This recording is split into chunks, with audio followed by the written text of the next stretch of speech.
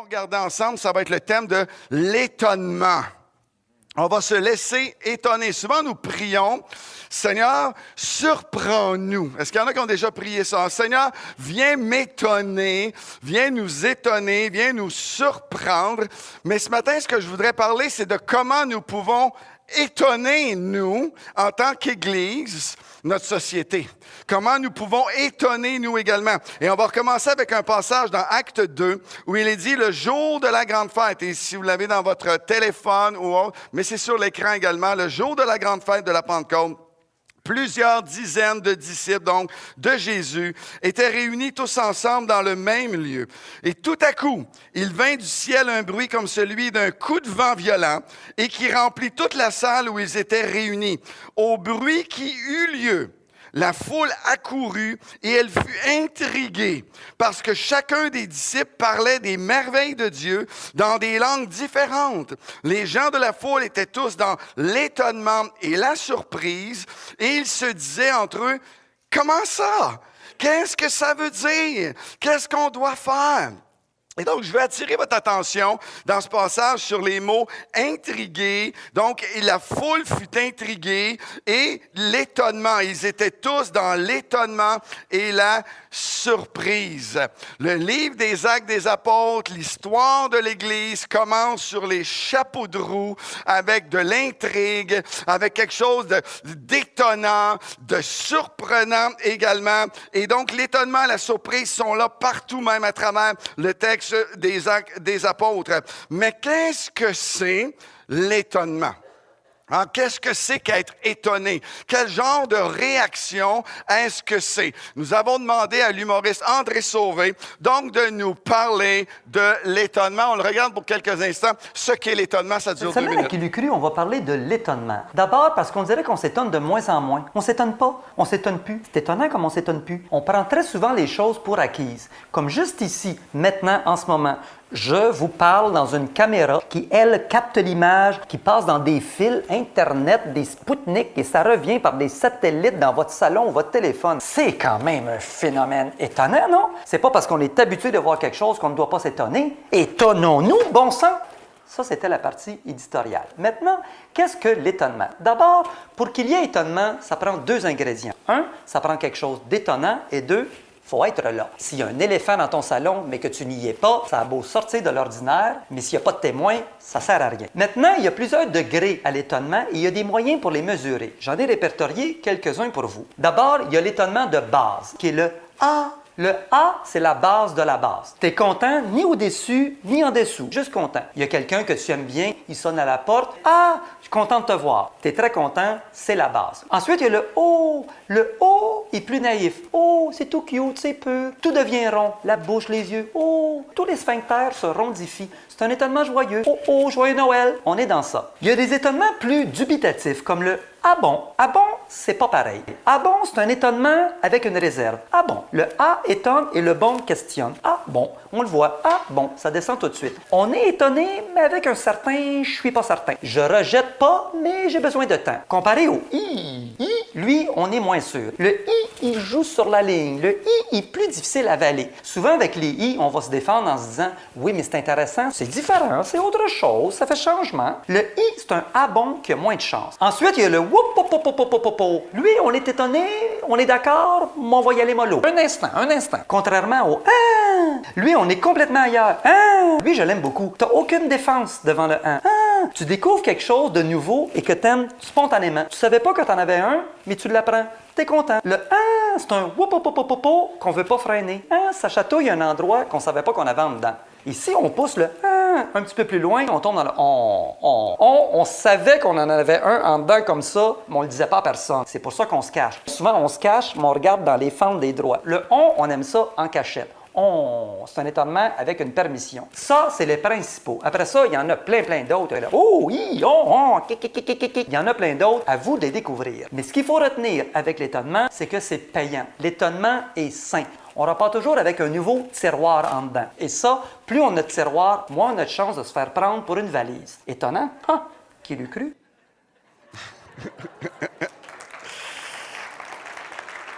Étonnant, n'est-ce pas? Revenons à notre texte biblique. En fait, le mot que Luc utilise, qui est l'auteur des Actes des Apôtres, pour parler d'étonnement et de surprise, est un mot qui signifie, en fait, qui pourrait être traduit par l'admiration. Hein, on admire une situation ou quelqu'un, l'émerveillement, ça peut être la contemplation, mais on est étonné devant quelque chose qui sort hors de l'ordinaire, de ce qu'on est habitué. Et ça, c'est étonnant. C'est le mot qui est utilisé à différents endroits. C'est un mot qui est présent à travers toute la Bible. Mais en regardant un petit peu où il se trouve dans les Écritures, j'ai remarqué qu'il se retrouve davantage dans le Nouveau Testament que dans l'Ancien Testament. Vous allez dire, ben oui, c'est parce que l'Ancien est écrit en hébreu, l'autre est en grec. Non, non. Même dans la version grecque de l'Ancien Testament, le mot qui rapporte avec l'étonnement se trouve davantage, 7 fois sur 10, c'est dans le Nouveau Testament, parce que le Nouveau Testament est marqué par l'étonnement. C'est étonnant du début à la fin. Et d'ailleurs, je vais vous donner quelques textes bibliques dans l'Évangile de Luc. Ça commence tout de suite avec l'étonnement. Chapitre 1, verset 63, lors de la naissance de Jésus. Tous furent dans l'étonnement alors que Zacharie, le mari d'Élisabeth, le père donc de Jean-Baptiste, va retrouver la parole après 9 mois de silence durant toute la grossesse. Et je le sais que probablement il y a des épouses ici qui aimeraient bien que ça leur arrive également dans leur couple, que le mari pourrait retrouver la parole après parfois des années de silence. Mais ça, c'est un autre sujet. On verra ça plus tard. C'est étonnant également. Même dans le même passage, par rapport à la naissance de Jésus, tous ceux qui les entendirent, tous ceux qui entendirent les bergers parler de ce qui était arrivé, furent dans l'étonnement de ce que disaient les bergers. Les parents de Jésus également, après 3 jours de recherche, alors que Jésus avait 12 ans, ils l'ont trouvé dans le temple en train de parler avec les théologiens, les docteurs de la loi, et ils ont été étonnés. Le texte nous dit qu'ils ont été étonnés de voir et d'entendre Jésus qui discourait avec autant d'habileté avec les docteurs de la loi. Après sa résurrection également, Pierre va au tombeau, il le trouve vide, il s'en va chez lui. Le texte nous dit qu'il était étonné de ce qu'il venait de voir, de ce qui était arrivé. Et en voyant Jésus ressuscité devant eux, les disciples sont bouche bée et saisis d'étonnement en voyant Jésus devant eux. C'était étonnant. Donc, Luc est même l'auteur du Nouveau Testament qui parle le plus d'étonnement.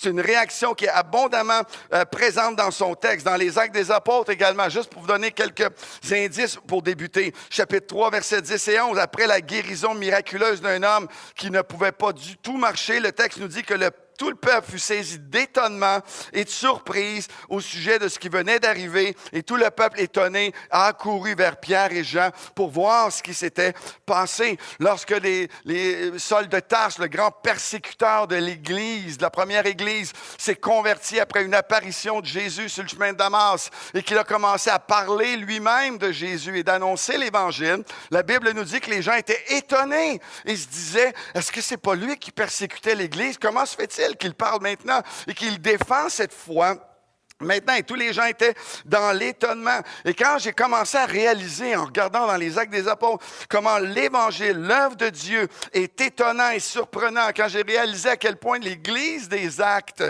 provoquait l'étonnement et la surprise, bien, je me suis demandé comment en 2018 pouvons-nous, vous et moi, l'Église de Nouvelle Vie, La Prairie, l'Église Nouvelle Vie Longueuil, comment pouvons-nous encore étonner, provoquer l'étonnement de façon positive, parce qu'il est possible d'étonner de façon négative, mais nous voulons étonner positivement notre société, le Québec, notre région, là où nous demeurons. Et je crois que nous devons, et nous pouvons encore être une Église qui étonne positivement. Croyez-vous? Et je vais vous dire comment nous pouvons le faire aujourd'hui. Nous pouvons le faire en pratiquant le gym. Oui, en pratiquant le gym. Et je ne parle pas ici d'aller épater la galerie en montrant vos biceps ou vos abdos ou vos capacités athlétiques au gym de votre quartier. Je parle ici du gym. G pour la générosité.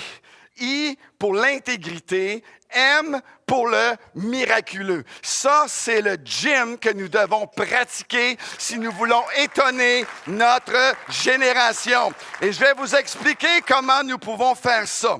Premièrement, la générosité. la générosité. Il y a deux éléments dans le récit des Actes des Apôtres qui nous donnent un facteur déterminant pour étonner et surprendre notre génération. Nous voyons des œuvres de justice et nous voyons la guérison de gens qui souffraient, de gens qui ont été atteints par la puissance de Dieu dans leur souffrance et qui ont vu une guérison, une transformation dans leur vie, qui ont également reçu de la part de l'Église. Nous voyons l'Église qui s'organise pour distribuer de la nourriture à ceux qui ont faim et aussi pour apporter la guérison miraculeuse et les soins envers ceux qui sont malades et qui souffrent. Et ces deux éléments du livre des Actes pourraient se regrouper en fait sous une même terminologie, la générosité. La générosité. Dès ses premiers jours, l'Église des Actes des Apôtres a été confrontée à un beau problème, une croissance phénoménale avec 3000 nouveaux convertis baptisés dans une seule journée. Je ne sais pas ce que les pasteurs avaient de l'air à la fin lorsqu'ils sont sortis de l'eau, mais tu sais, comme on a les doigts quand ça fait longtemps dans le bain. Mais l'action de Dieu était là, était extraordinaire et étonnante. Et les jours qui ont suivi ont nécessité une action concrète et tangible pour pallier à un besoin qui est arrivé tout d'un coup. Des centaines, voire des milliers de personnes, de familles qui étaient arrivées partout à travers l'Empire pour le jour de la Pentecôte et qui ont donné leur vie au Seigneur et tout à coup veulent rester plus longtemps que ce qu'ils avaient prévu. Et donc, l'Église reçoit ces milliers de personnes de plus et ils doivent s'en occuper. Alors, les nouveaux membres de cette jeune Église ont décidé d'agir avec générosité. Et le texte, nous l'avons sur l'écran, Actes 2, 44 à 47. Tous ceux qui croyaient étaient dans le même lieu. Ils avaient tout en commun. Certains vendaient leurs propriétés et leurs biens et ils en partageaient le produit entre tous selon les besoins de chacun. Et ils étaient tous ensemble, prenaient leur nourriture avec joie et simplicité en remerciant Dieu pour tout ce qu'il était en train de faire. Et le Seigneur ajoutait chaque jour à l'Église ceux qui étaient sauvés. Amen. Leur générosité, leur bonne volonté à donner les capacités à chacun et a été un facteur que Dieu a utilisé pour étonner leur génération et continuer à avoir une croissance phénoménale qu'ils étaient en train de vivre. Ils ont appliqué à leur façon, à leur manière, ce que Jésus leur avait déjà démontré alors qu'il était parmi eux physiquement, alors qu'il multipliait des pains et des poissons, c'était de rencontrer les besoins vitaux des gens qui étaient autour d'eux. Le facteur générosité les a emmenés à un autre niveau de vie. John Maxwell le dit ainsi, il dit « Donner, c'est le plus haut niveau de vie ». Si vous voulez accroître votre niveau de vie, nous devons apprendre à être généreux. C'est là qu'on atteint un autre niveau de vie. L'apôtre Paul le disait comme ceci, « Assurez-vous de bien vous souvenir de ceux qui sont dans le besoin et de faire quelque chose pour eux. » Souvenez-vous d'eux, mais ce n'est pas suffisant. Fais quelque chose pour eux. Implique-toi.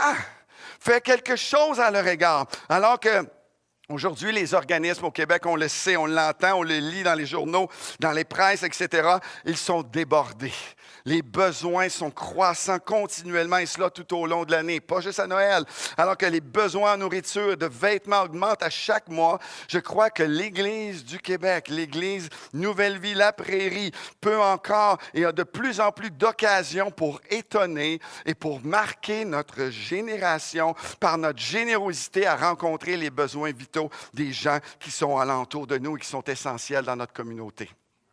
Nous pouvons étonner encore. Dans une société, une époque où les allégations qu'on entend le plus souvent contre les églises, c'est leur message de manipulation pour essayer d'avoir l'argent des fidèles, dans le but d'enrichir les leaders, les gourous. Nous avons, je crois, dans cette période-ci, l'opportunité, la responsabilité de démontrer tous ensemble notre générosité envers les gens. Et peu importe leur allégeance, peu importe leur identité, ce qui va briser cette perception erronée au grand étonnement des gens qui nous entourent, de nos villes, de nos autorités, de notre ville. L'Église du 21e siècle a aussi des opportunités incroyables de pouvoir apporter la guérison et des soins aux gens qui nous entourent. De prendre soin des cœurs, prendre soin des vies qui sont brisées, tout comme à l'époque de l'Église des Actes des Apôtres. Alors que les apôtres Pierre et Jean entraient dans le temple, ils ont vu un boiteux de naissance. Donc, il n'avait jamais marché. Et ils se sont approchés de lui et ils lui ont dit cette phrase célèbre. « Ce que j'ai, je te le donne. Au nom de Jésus-Christ, lève-toi et marche. » Et le prenant par la main, il le fit lever. Et la Bible dit qu'au même instant, ses pieds, ses chevilles devinrent fermes. Et d'un saut, il fut debout et il s'est mis à marcher. Combien de gens autour de nous aujourd'hui qui boitent dans leur vie?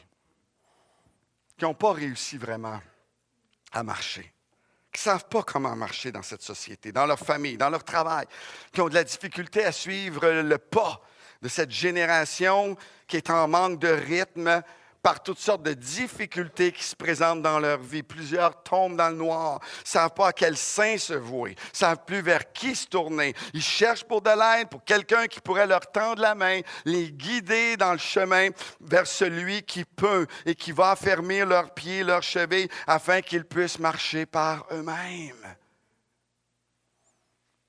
Pour utiliser une expression moderne, on appelle ça de la relation d'aide. Je vais t'aider. Je ne suis pas meilleur que toi, mais je vais te tendre la main. Je vais t'aider. C'est une relation d'aide. Je suis là pour t'aider. L'Église a pendant longtemps laissé ça à la société, aux professionnels, au gouvernement. Mais le système est débordé. L'aide est également limitée. Et l'Église, chacun de nous qui en faisons partie, nous pouvons contribuer à aider des gens à marcher en leur donnant le nom qui est au-dessus de tout nom et au-dessus de tout problème. Le nom de Jésus, premièrement. Deuxièmement, en leur tendant une main, la mienne. Mais pas toute la mienne, là, mais la vôtre aussi. Là.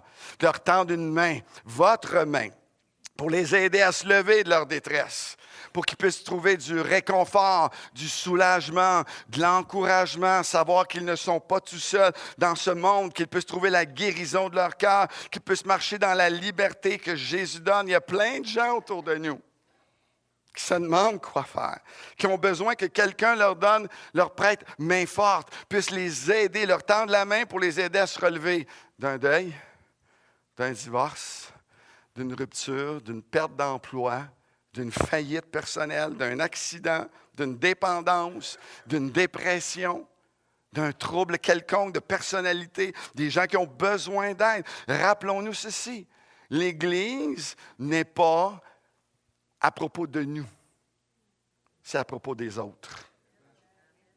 It's not about us, it's about the others. Ça a rapport avec les autres. Nous sommes là pour servir. Nous sommes là ensemble ici, mais c'est au sujet des autres. C'est ce que Jésus a toujours enseigné. Et il n'y a rien qui parle plus fort et qui ne sert mieux les gens que la générosité de l'Église dont nous sommes membres, chacun à notre mesure. Ensemble. L'étonnement de la société par rapport à l'Église n'est pas en lien seulement au nombre de personnes qui assistent le dimanche matin. Oui, ils peuvent avoir un petit étonnement. Vous avez bien des autos le dimanche matin dans votre stationnement, mais ils sont dehors. On ne veut pas qu'ils soient étonnés en voyant des voitures dans le stationnement. Ils n'ont aucune idée de ce qui se passe à l'intérieur.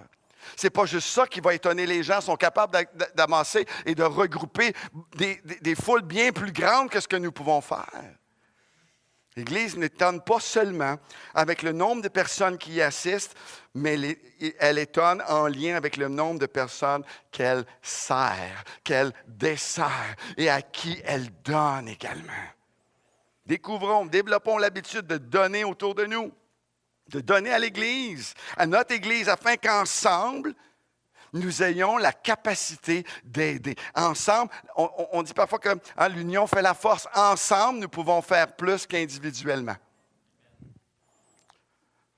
On peut peut-être sortir 20 50 100 puis dire, je vais t'aider.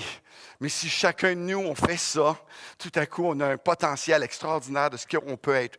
On peut faire dans notre société, dans notre voisinage, autour de nous et avoir un impact. Quelqu'un dit amen à ça. Alors, voici comment l'Église peut encore étonner et surprendre aujourd'hui en allant au gym. Générosité d'abord. Vous savez, on est tous habitués ici. Si vous avez un iPhone, un téléphone intelligent, vous avez des applis, hein? Des applications. Ah, mais on va chercher, on télécharge telle application. Et j'en ai également dans mon téléphone aussi pour lire ma Bible, pour prendre des notes personnelles, pour pas que j'oublie telle affaire, pour chercher des mots dans la Bible. J'ai une concordance. Je peux écouter de la musique. Je peux aussi, j'ai une appli pour accorder ma guitare. Et je les ouvre quand j'en ai besoin. OK? La prochaine fois que vous allez entendre parler d'un besoin, ouvrez votre appli Générosité. D'abord, il faut la télécharger, hein? Elle n'est pas là automatique. Téléchargez votre appli Générosité. Elle est dans la Bible, elle n'est pas sur Google quelque chose, là. Il faut aller dans la Bible, dans votre cœur. Seigneur, je te demande de mettre en moi cette appli de générosité afin que quand le temps va se présenter, quand les opportunités vont se présenter et elles ne tarderont pas, je serai capable d'aller sur mon appli Générosité et d'appliquer la générosité. Donc, le gym, ça commence par la générosité. Ça se continue, le I, c'est pour l'intégrité. Nous pouvons et nous devons avoir un impact sur notre société et nous pouvons le faire et étonner notre société aujourd'hui par notre intégrité. L'Église des Actes a été rapidement confrontée à une crise d'intégrité. Rappelons-nous, 3000 âmes donnent leur vie au Seigneur, des centaines de familles qui ont été baptisées, qui se sont jointes à l'Église de Jérusalem. Les chrétiens apportaient de l'argent, des biens pour aider cette nouvelle Église naissante à rencontrer les besoins vitaux de ces nouvelles personnes qui venaient d'arriver. Certains vendaient leurs biens, vendaient un terrain, vendaient une maison, vendaient des meubles qu'ils n'utilisaient plus, qui étaient dans le grenier ou dans le cabanon. Ils se débarrassaient de ça sur eBay, ils faisaient de l'argent comme ça sur Kijiji. Et là, il y en a d'autres qui s'impliquaient dans la distribution de ces biens, de cet argent qui entrait de façon surnaturelle. Et là, ils aidaient les veuves, ils aidaient les personnes qui n'avaient pas les ressources, les personnes démunies. Et un jour, comme un autre, il y a un gentil couple de l'Église qui rentre et qui dépose un sac d'argent sur le bureau du pasteur Pierre. Et il dit, nous apportons ce don-là avec tellement d'esprit de sacrifice. On a vendu un terrain et on vous apporte la somme totale, là. Totale! Tu as bien compris, pasteur? Total, c'est toute la somme de ce qu'on a vendu, c'est la somme totale. C'était pas vrai. Ils s'en étaient gardés pour eux, ce qu'ils avaient le droit de faire. Mais va pas dire que c'est la somme totale. C'est la somme partielle. D'accord? Pas de problème. Parfait, générosité. Vous aviez des besoins personnels aussi. Un fonds de retraite, un CELI à investir. C'est correct. Mais là, ils étaient confrontés à une crise d'intégrité. Et la chose s'est sue. Et le leadership de l'Église a rapidement pris la situation à cœur. Si vous avez déjà lu le récit, vous savez comment c'est devenu. Mais ils ont confronté ce manque d'intégrité et ils ont ainsi, par l'issue de la situation, ils ont ainsi découragé que d'autres fassent de même. Et entrent dans cette façon de manque d'intégrité, de duplicité. Ils ont découragé et ce qui aurait pu intoxiquer le témoignage et même la puissance de l'Église à l'époque. Quelques versets plus loin, le texte des Actes poursuit en mentionnant que face à cette situation administrative et de distribution équitable de nourriture, eh bien, l'Église des Actes a établi une démarche à suivre.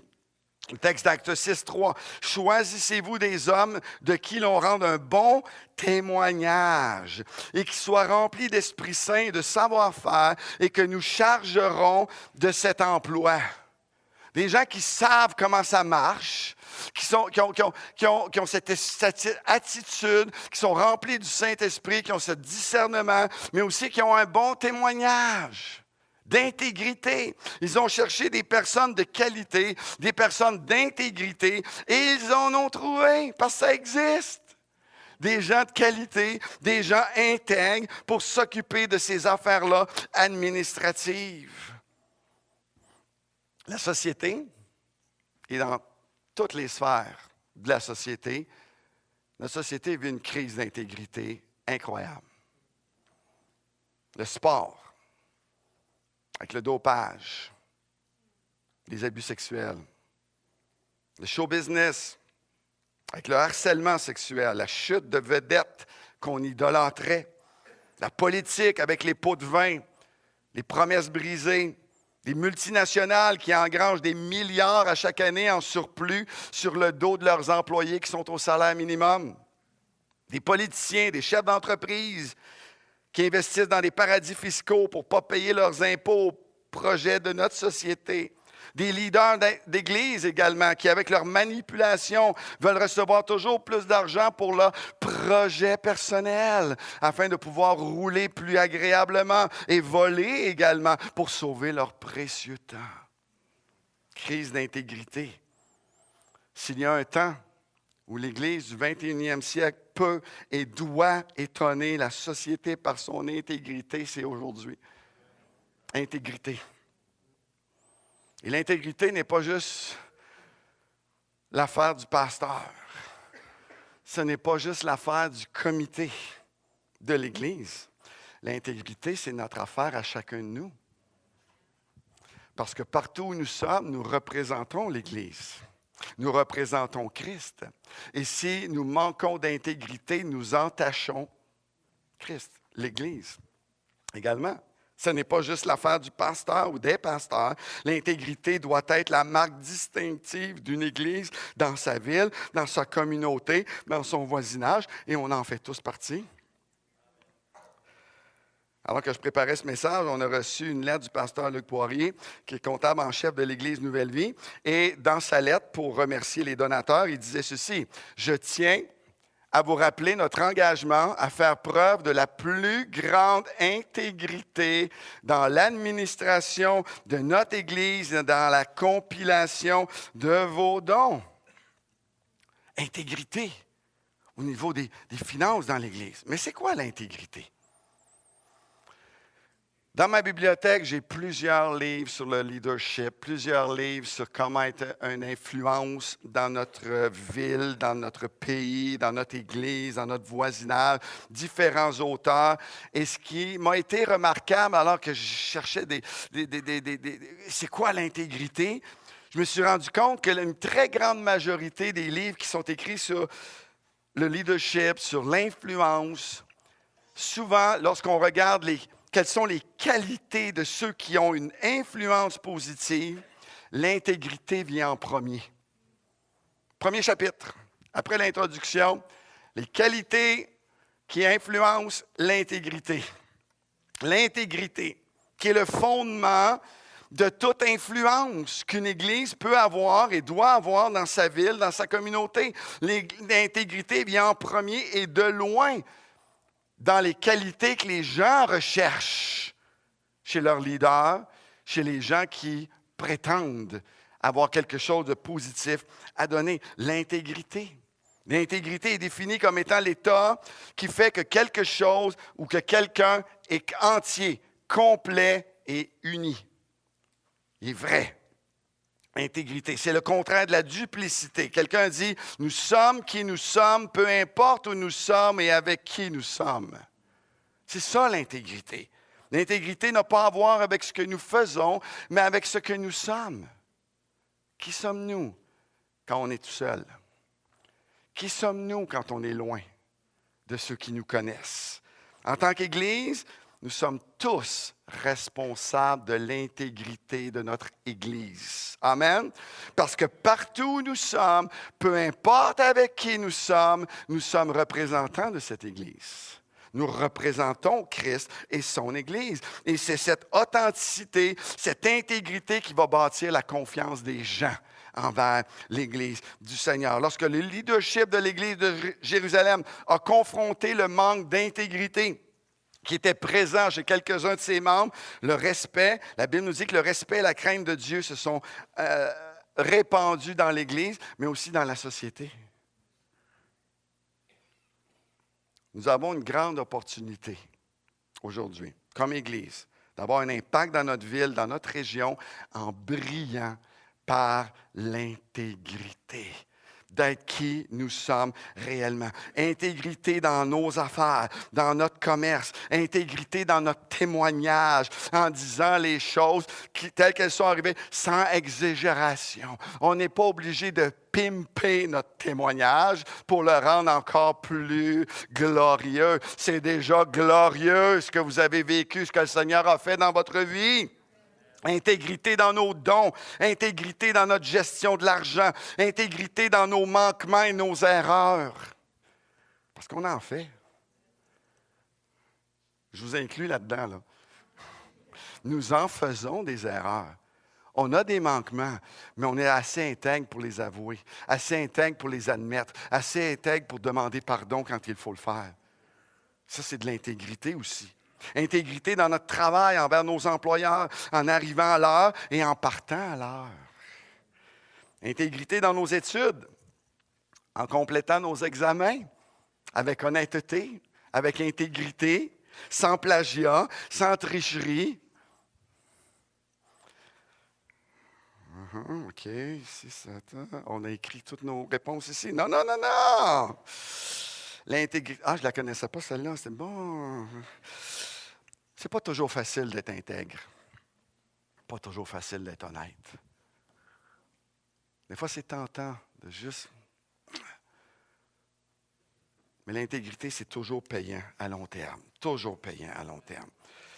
Billy Graham disait, quand on perd de l'argent, rien n'est perdu. Quand on perd la santé, quelque chose est perdu. Mais quand on perd notre intégrité, tout est perdu. Tout est perdu. C'est pourquoi je crois profondément que l'Église vit des jours exceptionnels et d'une très grande opportunité de briller tous ensemble par l'intégrité de chacun de nous, que ce soit dans nos maisons, dans nos lieux d'études, dans nos lieux de travail, dans notre voisinage, dans notre Église, dans nos familles. Qu'on soit reconnu. Oh, c'est quelqu'un de vrai, ça. C'est quelqu'un d'authentique. C'est quelqu'un d'intègre. On peut y faire confiance. On peut le laisser tout seul. Pas de problème, on peut y faire confiance. Alors, la prochaine fois que vous serez tenté de juste modifier la vérité un petit peu, quand vous serez tenté de juste changer les chiffres un petit peu pour les rendre plus agréables, ça paraisse mieux, ou de faire semblant, ouvrez votre appli. Il y a une appli qui s'appelle Integrity. Intégrité. Vous l'avez? Téléchargez-la si vous ne l'avez pas. Et rappelons-nous que dans ces moments-là, c'est là que l'Église brille le plus, qu'elle peut et qu'elle va encore étonner notre société, va étonner à cause qui vit une crise d'intégrité, nous pouvons encore étonner aujourd'hui notre société. Il y a plein de gens qui aspirent à voir des gens intègres, qui aspirent à avoir une Église qui vit ce qu'elle dit qu'elle vit. Alors, soyons là pour eux. Soyons là pour eux. OK? Le gym, c'est la générosité, c'est l'intégrité. Et troisièmement, c'est M pour le miraculeux de l'Église. S'il y a une chose qui vient rapidement quand on lit le livre des Actes des Apôtres, c'est bien le miraculeux qui semble à première vue être à chaque page. On a l'impression que c'est à chaque jour. Mais il faut se rappeler que le livre des Actes des Apôtres raconte une histoire qui se passe sur une trentaine d'années. OK, entre le chapitre 1 et le chapitre 28, là, il y a à peu près 30 ans. Là. Ah ouais? OK. Il n'y avait pas des miracles nécessairement à tous les jours, tout le temps. Mais l'auteur Luc veut absolument que nous, les lecteurs de son livre, on puisse savoir que l'Église a existé, existe encore et existera toujours à cause de l'intervention miraculeuse de Dieu. C'est comme ça que l'Église a commencé, c'est comme ça qu'elle continue. Une action, une intervention surnaturelle de Dieu dans la vie des gens. Je pourrais vous parler de tellement d'histoires surnaturelles d'intervention divine pour vous démontrer que l'Église a commencé dans la puissance de Dieu. Et sous cet angle-là, on pourrait dire que le livre des Actes, c'est un livre de témoignage. Ce sont des gens qui racontent leur témoignage, comment Dieu les a transformés, les a changés, comment le Saint-Esprit vient sur un groupe de disciples qui ont peur, ils sont cachés, les portes et les volets sont fermés, mais Dieu les transforme surnaturellement. Il en fait une armée de proclamateurs qui descendent devant la foule, qui viennent juste de crucifier Jésus, et ils proclament le nom de Jésus. Il dit, il faut que vous sachiez tous que Dieu a fait Seigneur et Sauveur Jésus que vous avez crucifié. Donc, par la puissance de Dieu, leur vie a changé. Je pourrais vous parler comment le nom de Jésus a transformé un boiteux de naissance et en a fait un homme qui marchait par lui-même, qui sautait de joie en remerciant Dieu pour toute la nouvelle vie qui était maintenant devant lui, parce que maintenant il y avait plein d'opportunités qui s'ouvraient devant lui. Je pourrais parler des centaines de personnes qui ont été délivrées des puissances occultes, de nombreuses personnes paralysées, quadraplégiques, qui se sont mis tout à coup à marcher par la puissance de Dieu. Je pourrais vous parler du pire persécuteur de l'Église, Saul de Tarse, qui est arrêté, changé surnaturellement pour devenir un grand missionnaire, un prédicateur et un écrivain hors pair, puisqu'il a écrit 13 des lettres du Nouveau Testament sur lesquelles nous basons notre foi et nos pratiques encore aujourd'hui. Je pourrais vous parler de hauts gradés de l'armée, du gouvernement de l'Empire romain qui ont donné leur vie à Jésus et comment le témoignage a ainsi commencé à se diriger de plus en plus vers Rome et vers l'empereur. Je pourrais vous parler d'une femme entrepreneur, une commerçante de textile qui ouvre son cœur à l'Évangile et sa vie est complètement changée, transformée. D'un jeune homme un peu téméraire qui était assis sur le bord d'une fenêtre au 3e étage et il s'endort pendant le message. Ne vous endormez pas ici, là. Il s'endort durant le message et il tombe du mauvais côté. Et donc, il se retrouve à plat sur le pavé, mort. Et Paul, comment il vient? Il le ressuscite, il revient à la vie. Je peux vous dire que ce jeune homme-là ne s'est plus jamais assis sur le bord d'une fenêtre, même sur une fenêtre de sous-sol. T'as peur d'avoir des flashbacks. OK? Comment un homme mordu par un serpent venimeux et contre toute attente ressent aucun malaise et est complètement délivré d'une mort certaine. Un livre de témoignages de comment Dieu a transformé des vies, des hommes, des femmes, des jeunes, des gens du bel âge, des pasteurs, des commerçants, des militaires, des fonctionnaires, des théologiens, des itinérants, des handicapés physiques et intellectuels. On dirait que Luc veut nous montrer que Dieu est capable de changer la vie de tous les gens, de toutes les sphères de la société, peu importe le sexe, peu importe l'âge également. Dieu change radicalement la vie des gens de tous les milieux et de toutes les sphères de la société. Quelqu'un dit amen à ça. Dieu change des vies. Et l'Église existe encore et elle avance aujourd'hui avec l'appui de l'intervention surnaturelle du Seigneur. Encore aujourd'hui, des gens de tous les milieux de la société, tous les niveaux de la société, ont un témoignage de vie transformée par la puissance du message de l'Évangile. Et c'est ça qui est étonnant encore aujourd'hui. C'est étonnant.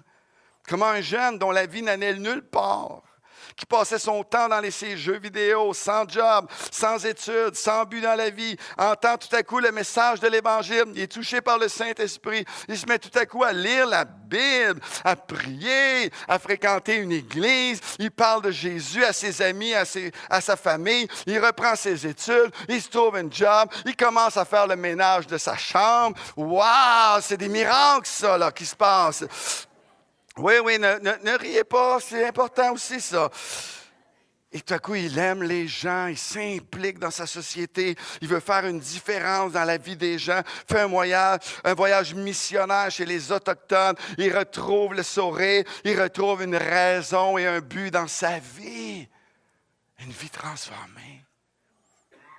Comment un homme d'affaires qui prospérait en coupant les coins ronds, modifie les chiffres, aimait flirter avec les femmes, buvait souvent avec excès les week-ends, négligeait sa famille en passant plus de temps avec ses chums. Tout à coup, il entend le message de Jésus. Il est touché par le Saint-Esprit. Il revient vers sa famille avec larmes, avec regret, met sa vie en règle en faisant des affaires avec honnêteté, quitte à perdre même quelques profits à l'occasion. Il cesse d'avoir des comportements inappropriés envers la gente féminine avec le sexe opposé. Il diminue sa consommation d'alcool. Il fréquente l'église avec sa femme, avec ses enfants. Et ensuite, il fait des activités agréables qui est fun pour tout le monde. Vie changée, vie transformée. Ce sont vos témoignages, ça. C'est vous. Il y en a certains qui se sont reconnus, en tout ou en partie, de ce qui vient d'être dit. Mais ça, c'est le miraculeux de Dieu, que Dieu fait encore aujourd'hui pour étonner, pour surprendre notre société. Alors, faisons connaître ces véritables miracles autour de nous, au 21e siècle, avec des histoires fraîches de vie transformée. Alors, quand vous rencontrerez une nouvelle personne, ouvrez votre appli, témoignage miraculeux, et partagez. Sans exagérer rien, là. Vous n'êtes pas obligé de leur dire que Jésus vous a apparu dans votre chambre. Ce n'est pas nécessaire. Surtout si ce n'est pas arrivé. Puis même si c'est arrivé, tu n'es pas obligé de le dire, OK? Laissons Dieu faire le miraculeux dans la vie des gens. Nous sommes entourés de personnes dont la vie est boiteuse, qui vont nulle part.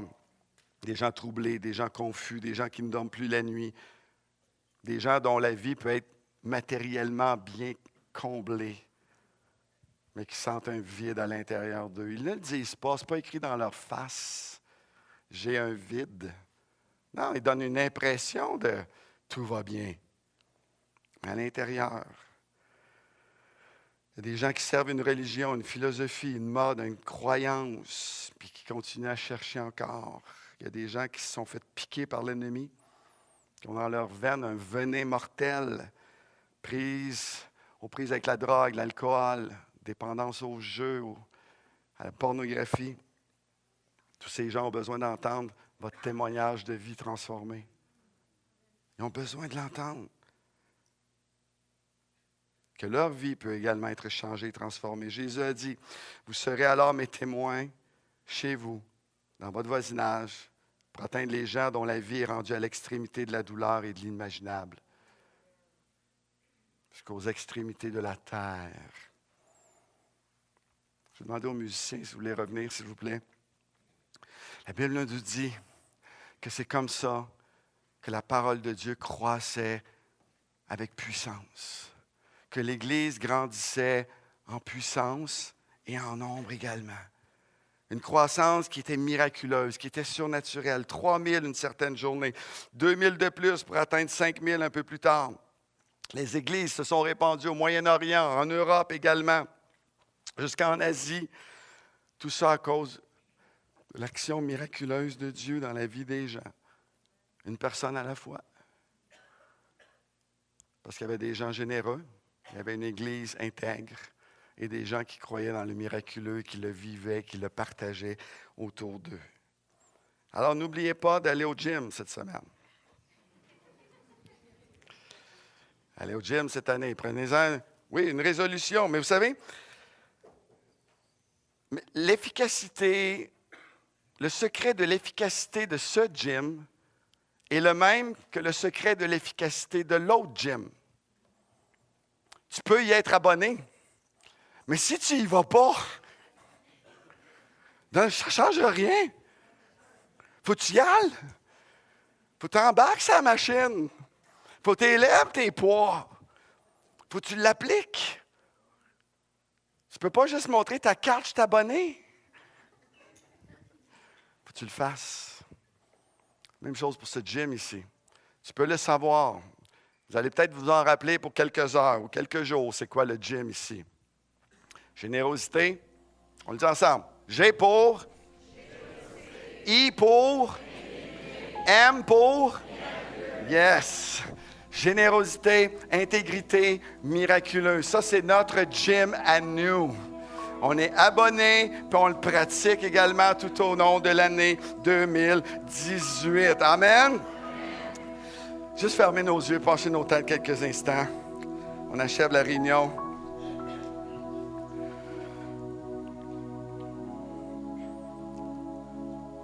Alors, je vous pose la question. Comment est votre générosité? Comment est-elle?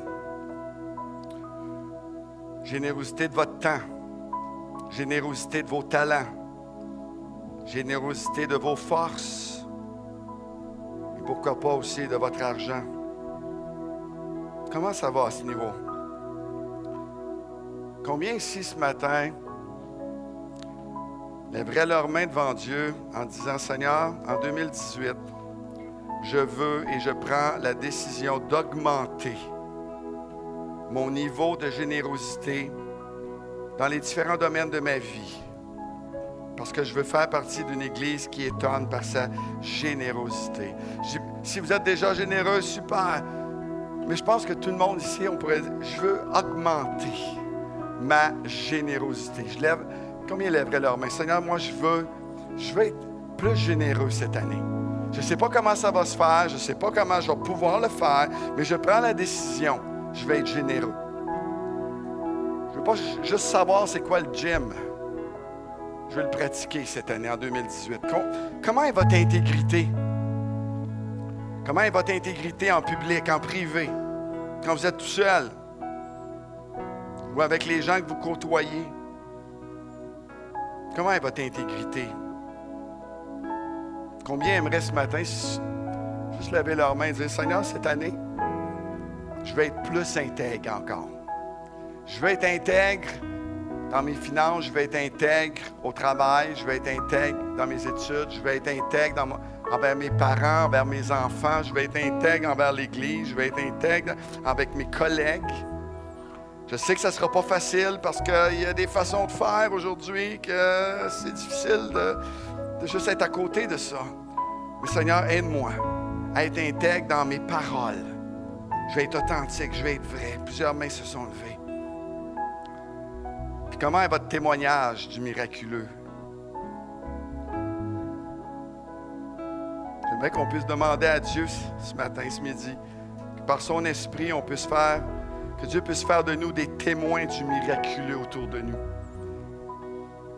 Combien diraient avec moi, Seigneur, je te remercie pour le miraculeux dans ma vie, mais donne-moi des opportunités maintenant de le partager en toute simplicité, sans exagération, afin de voir également le miraculeux dans la vie des autres. Je veux voir